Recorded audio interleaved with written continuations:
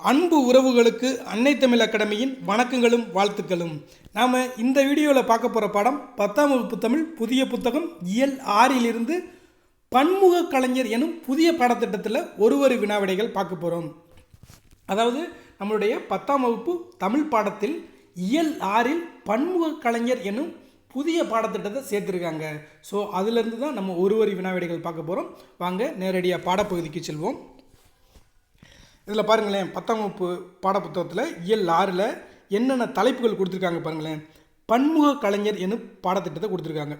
அதாவது இதற்கு முன்பு அந்த இடத்துல என்ன இருந்துச்சு அப்படின்னு பார்த்தீங்கன்னா, நிகழ்கலை என்னும் பாடப்பகுதி இருந்துச்சு.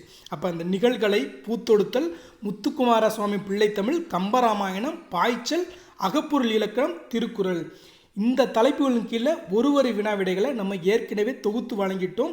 இதே பாடப்பகுதியில் கேட்கப்பட்ட ப்ரீவியஸ் இயர் கொஸ்டினையும் நம்ம இதுக்கு முன்பு வீடியோவாக தொகுத்து வழங்கியிருக்கோம்.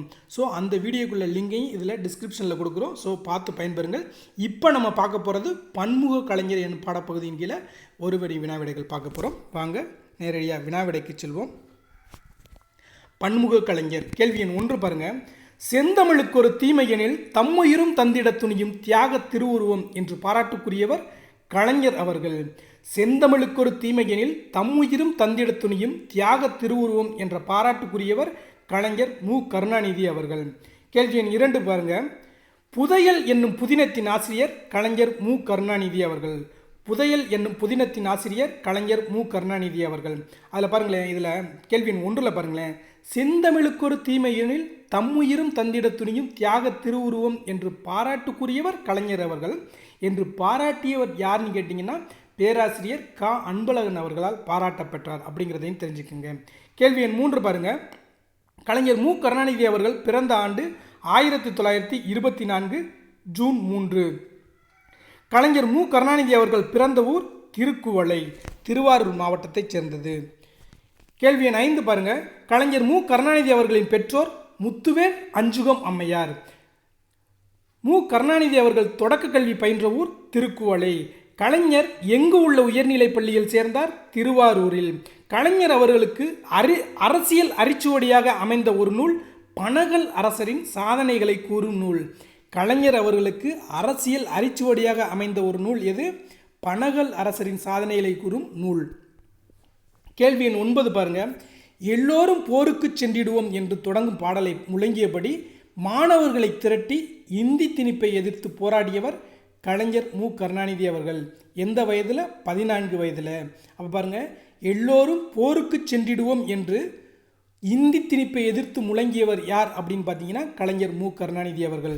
கேள்வி எண் 10 பாருங்கள். கலைஞர் மு கருணாநிதி பள்ளி பருவத்திலே தொடங்கிய அமைப்புகள் சிறுவர் சீர்திருத்த சங்கம், தமிழ்நாடு தமிழ் மாணவர் மன்றம்.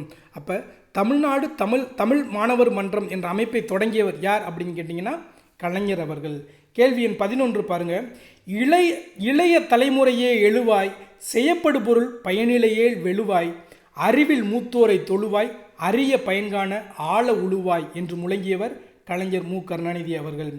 இளைய தலைமுறையே எழுவாய் என்று முழங்கியவர் கலைஞர் மு கருணாநிதி அவர்கள். கேள்வி எண் 12 பாருங்கள். கலைஞர் எழுதிய முதல் நாடகம் பழனியப்பன், 1944 எழுதியிருக்கிறாரு. கேள்வி எண் 13. சாம்ராட், அசோகன், மணிமகுடம், வெள்ளிக்கிழமை, காகிதப்பூ ஆகிய நாடகங்களை எழுதியவர் கலைஞர் அவர்கள். எந்த நாடகத்திற்கான பாராட்டு விழாவில் மு கருணாநிதி அவருக்கு கலைஞர் என்னும் சிறப்பு பெயர் வழங்கப்பட்டது? தூக்கு மேடை. அப்போ கருணாநிதி அவர்களுக்கு கலைஞர் என்னும் சிறப்பு பெயர் வழங்கப்பட்டது எப்பொழுது? அதாவது தூக்கு மேடை என்னும் நாடகத்திற்கான பாராட்டு விழாவில். அப்போ நம்மளுக்கு கேள்விகள் இப்படி கூட கேட்பாங்க. கலைஞர் அவர்களை, அதாவது கருணாநிதி அவர்களை கலைஞர் என்று அழைத்தவர் யாருன்னு கேட்பாங்க. அது எம்.ஆர். ராதா அவர்களால் அழைக்கப்பட்டார் அப்படின்னு சொல்லுவாங்க. கேள்வி எண் 15 பாருங்கள். எம்ஜிஆர் முதலாக நடித்த ராஜகுமாரி படத்துக்கான முழு வசனத்தையும் எழுதியவர் கலைஞர் அவர்கள். கேள்வி எண் 16 பாருங்கள். பாவலர் பாலசுந்தரம் எழுதிய பராசக்திக்கு திரைக்கதை வசனம் எழுதியவர் கலைஞர் அவர்கள். கலைஞரின் கதை வசனங்களில் பகுத்தறிவு பேசிய படங்கள் பராசக்தி, மலைக்கல்லன், ராஜகுமாரி. கலைஞர் கதை வசனங்களில் சமூக கருத்துக்களை பேசிய படங்கள் மருதநாட்டு இளவரசி, பணம், நாம், திரும்பிப்பார். கலைஞர் கதை வசனங்களில் பெண்கள் முன்னேற்றம் பேசிய படங்கள் மணமகள், ராஜாராணி, இருவர் உள்ளம், பாசப்பறவைகள். அதாவது நம்மளுடைய பன்முக கலைஞர் என்னும் பாடத்திட்டத்தின் கீழே கலைஞரின் பன்முக ஆற்றல்களை பற்றி கொடுக்குறாங்க. அவர் கலைத்துறையில், திரைப்படத்துறையில், நாடகத்துறையில், வசனமில், அதே மாதிரி அரசியலில் எந்தெந்த அந்த துறையிலாம் அவருடைய முத்திரை பதித்தார் அல்லவா, அதில் உள்ள பாடப்பகுதியை தான் நம்மளுக்கு கொடுத்துருக்காங்க. இப்போ நம்ம பார்க்க போகிறது அவருடைய எந்தெந்த திரைப்படத்துறையில் அவர் என்னென்ன படத்துக்கெல்லாம் அவர் வந்து வசனம் எழுதியிருக்காரு அப்படிங்கிறத நம்ம பார்த்துக்கிட்டு இருக்கோம். கேள்வி எண் 20 பாருங்கள். கலைஞரின் கதை வசனங்களில் அரசியல் பேசிய படங்கள் புதுமை பித்தன், குறவஞ்சி, அரசிலங்குமரி, வண்டிக்காரன் மகன். கேள்வி எண் 21. கலைஞரின் கதை வசனங்களில் இலக்கியம் பேசிய படங்கள் அபிமன்யு, பூம்புகார், ஒளியின் ஓசை. கேள்வி எண் 22 பாருங்கள். மனசாட்சி உறங்கும் போது மனக்குரங்கு ஊர் சுற்ற கிளம்பி விடுகிறது என்னும் வசனத்தை எழுதியவர் கலைஞர் அவர்கள். மனசாட்சி உறங்கும் போது மனக்குரங்கு ஊர் சுற்ற கிளம்பி விடுகிறது என்ற வசனத்தை எழுதியவர் கலைஞர் அவர்கள். எந்த படத்தில் எழுதுகிறார்னா பூம்புகார் படத்தில் எழுதுகிறாரு. கேள்வி 23 பாருங்கள். இளம் வயதிலேயே மாணவ நேசன் என்னும் கையெழுத்து ஏட்டை நடத்தியவர் கலைஞர் அவர்கள். இளம் வயதிலேயே மாணவ நேசன் என்னும் கையெழுத்து ஏட்டை நடத்தியவர் கலைஞர் அவர்கள். கேள்வி 24 பாருங்கள். அண்ணாவின் திராவிட நாடு இதழில் தம் முதல் கட்டுரையை எழுதியவர் கலைஞர் அவர்கள். அண்ணாவின் திராவிட நாடு இதழில் தம் முதல் கட்டுரை எழுதியவர் கலைஞர் அவர்கள். கேள்வி 25 பாருங்கள். முரசொலி வெளியீட்டுக் கழகம் என்ற பெயரில் நிறுவனம் ஒன்றை தொடங்கியவர் கலைஞர் அவர்கள். முரசொலி வெளியீட்டுக் கழகம் என்ற பெயரில் நிறுவனம் ஒன்றை தொடங்கியவர் கலைஞர். கேள்வி 26. கலைஞர் மு கருணாநிதி டாஸ் என்ற புனைப்பெயரில் கட்டுரைகளை எழுதினார், சேரன் என்ற புனைப்பெயரில் கட்டுரைகளை எழுதினார். அப்போ சேரன் என்ற புனைப்பெயரில் கட்டுரைகளை எழுதியவர் யார் அப்படின்னு கேட்பாங்க, கலைஞர் அவர்கள். அப்போ சித்திரபுத்திரன் என்ற புனைப்பெயரில் கதைகளை எழுதியவர் யாருன்னு கேட்பாங்க, அது பெரியார் அவர்கள். அப்போ சேரன் என்ற புனைப்பெயரில் மு கருணாநிதி அவர்கள் கட்டுரை எழுதுகிறாங்க, சித்திரபுத்திரன் என்ற புனைப்பெயரில் பெரியார் அவர்கள் கட்டுரை எழுதுகிறாங்க, கதைகள் எழுதுகிறாங்க அப்படிங்கிறத தெரிஞ்சுக்கோங்க. கேள்வி எண் 27 பாருங்கள். தமது எண்ணங்களையும் விருப்பத்தையும் கடைகோடு தமிழனுக்கும் கொண்டு செல்லும் ஏற்பாடாக அவர் கருதியது உடன்பிறப்புக்கு எழுதிய கடிதங்கள். அதனால தான் அந்த டிஎம்கே காரங்கள்லாம் ஊப்பி அப்படின்னு சொல்லுவாங்க, உடன்பிறப்புக்களே அப்படின்னு சொல்லிட்டு. அடுத்து பாருங்கள். கேள்வி எண் 28. நலாயினி, சித்தார்த்தன் சிலை, சந்தன கிண்ணம், தாய்மை, புகழேந்தி, அணில் குஞ்சு உள்ளிட்ட சிறுகதைகளை எழுதியவர் கலைஞர் மு கருணாநிதி. கேள்வி எண் 29 பாருங்கள். கலைஞர் மு கருணாநிதி எழுதிய புதினங்கள் ரோமாபுரி பாண்டியன், பொன்னர் சங்கர், தென்பாண்டி சிங்கம், ஒரே ரத்தம். அப்போ கலைஞர் மு கருணாநிதி எழுதிய புதினங்கள் என்னென்ன பாருங்கள், ரோமாபுரி பாண்டியன், பொன்னர் சங்கர், தென்பாண்டி சிங்கம், ஒரே ரத்தம். இதில் பொன்னர் சங்கர் அப்படிங்கிற திரைப்படம்லாம் நம்மளுக்கு தமிழ்லேயே வந்திருக்கு. அடுத்து கேள்வி 30 பாருங்கள்.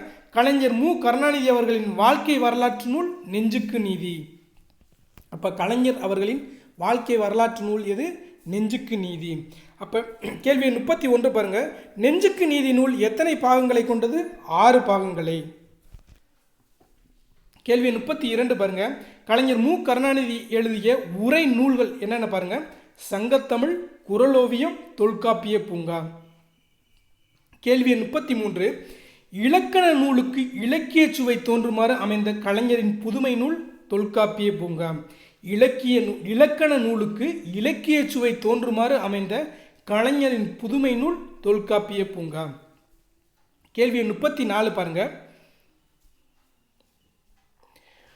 வள்ளினம் மெல்லினம் இடையனம் ஒன்றுபட்டு தமிழென்றே தகத்தகாய ஒளி பரப்பிடும்போது தமிழர்கள் பல கூறுகளாக பிளவுபட்டு பால்பட்டு கிடப்பது நியாயம்தானா என்று முழங்கியவர் கலைஞர் மு கருணாநிதி அவர்கள். அதாவது தமிழில் வல்லின எழுத்துக்கள், மெல்லின எழுத்துக்கள், இடையின எழுத்துக்கள் இப்படிலாம் இருக்குது. இதெல்லாம் ஒன்றுபட்டு நல்ல தமிழ் நல்ல உலகிற்கே ஒளி பரப்பிக்கிட்டு இருக்கும்போது தமிழர்கள் நாம் ஏன் பிரிந்து கிடைக்கிறோம் அப்படிங்கிறத நம்மளுடைய கலைஞர் அவர்கள் ஒரு கவிதையில் சொல்கிறாங்க. அடுத்து பாருங்கள். கேள்வி 35 பாருங்கள். கவியரங்குகளே தனக்கு இளைப்பாறும் இந்நிழல் சோலைகளாயின என்றவர் கலைஞர் அவர்கள். கவியரங்குகளே தனக்கு இளைப்பாறும் இந்நிழல் சோலைகளாயின என்றவர் கலைஞர் அவர்கள். கேள்வி 36 பாருங்கள். கலைஞர் இயற்றியுள்ள கவிதைகள் எத்தனை தொகுதிகளாக வெளிவந்துள்ள, 9 தொகுதிகள். கேள்வி 37. புறநானூற்று தாய் என்னும் தலைப்பில் அமைந்த புகழ்பெற்ற வசன கவிதையை எழுதியவர் கலைஞர் அவர்கள். புறநானூற்று தாய் எனும் தலைப்பில் அமைந்த புகழ்பெற்ற வசன கவிதையை எழுதியவர் கலைஞர் அவர்கள். கேள்வி எண் 38 பாருங்க. இந்த எட்டுச்சுவை பிட்டுத்தமிழ் கட்டித்தயிர் வட்டில் நிறை கொட்டித்தர பட்டுக்கொடி கொற்றக்கூடை முத்துச்சுர சோழனூர் வருவீரோ என்ற கவிதையை எழுதியவர் கலைஞர் மு கருணாநிதி அவர்கள். அதாவது இந்த தலைப்புகள்லாம் நம்மளுக்கு கொடுத்துட்டு ஹைலைட் பண்ணியே காட்டுறாங்க. ஸோ இந்த மாதிரி கவிதைகள்லாம் அவர் எழுதியிருக்கிறார் அப்படின்னு சொல்லிட்டு அதனால் நம்ம கண்டிப்பாக படிக்க வேண்டிய தேவை இருக்குது. அடுத்து பாருங்கள், கேள்வி 39. கொடுமைக்கு முடிவு கண்டாய் எமை கொடுமைக்கு ஆளாக்கி ஏன் சென்றாய், எதையும் தாங்கும் இதயம் வேண்டுமென்றாய், இதையும் தாங்க ஏதன்னா எமக்கு இதயம் என்று அறிஞர் அண்ணா மறைந்த பின் இரங்கற்பா எழுதியவர் கலைஞர் மு கருணாநிதி அவர்கள். பாருங்க, கொடுமைக்கு முடிவு கண்டாய் எமை கொடுமைக்கு ஆளாக்கி ஏன் சென்றாய், எதையும் தாங்கும் இதயம் வேண்டுமென்றாய், இதையும் தாங்க ஏதன்னா எமக்கு இதயம் என்று அறிஞர் அண்ணாவின் மறைவிற்கு பின் இரங்கற்பா எழுதியவர் கலைஞர் அவர்கள். கேள்வி 40 பாருங்க. சென்னையில் வள்ளுவர் கோட்டமும் தெற்கல்லையான குமரியில் வள்ளுவர் சிலையும் அமைத்தவர் கலைஞர் அவர்கள்.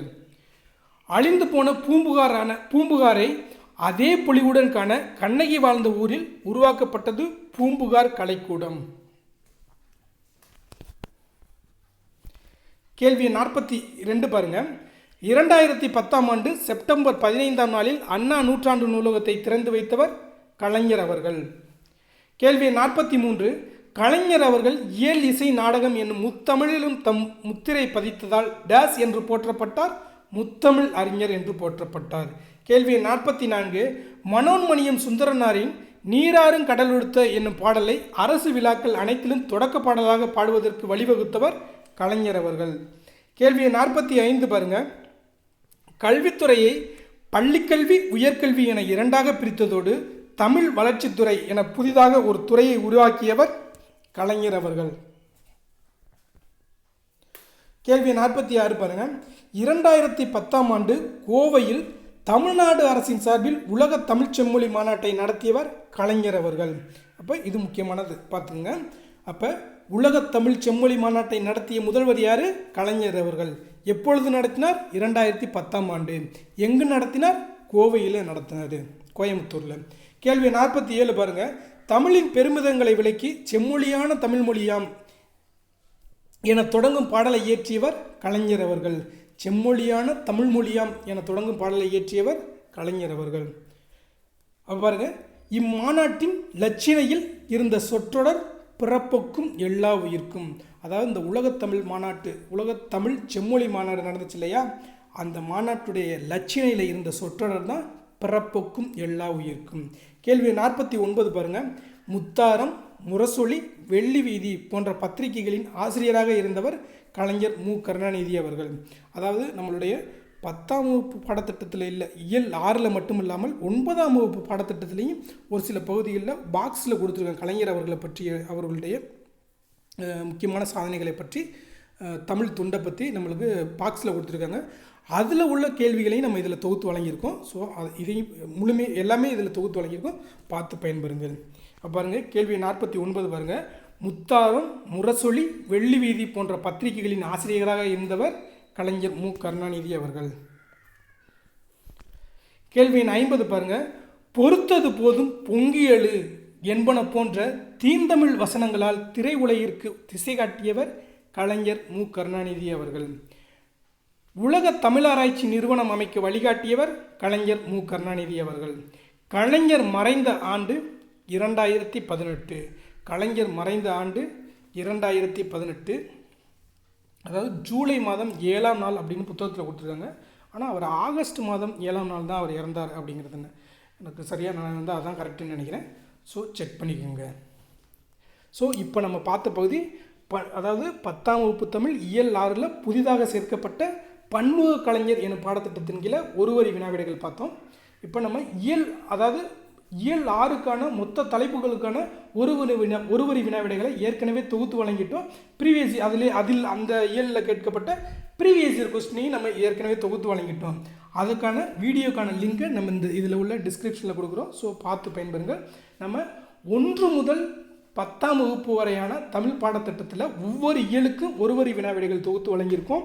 அதே பாடப்பகுதியில் கேட்கப்பட்ட ப்ரீவியஸ் இயரையும் ஒவ்வொரு இயலுக்கு நம்ம தொகுத்து வழங்கியிருக்கோம். ஸோ இது போன்ற வீடியோக்களை தொடர்ச்சியாக காண அன்னை தமிழ் சேனலை சப்ஸ்கிரைப் பண்ணுங்கள்.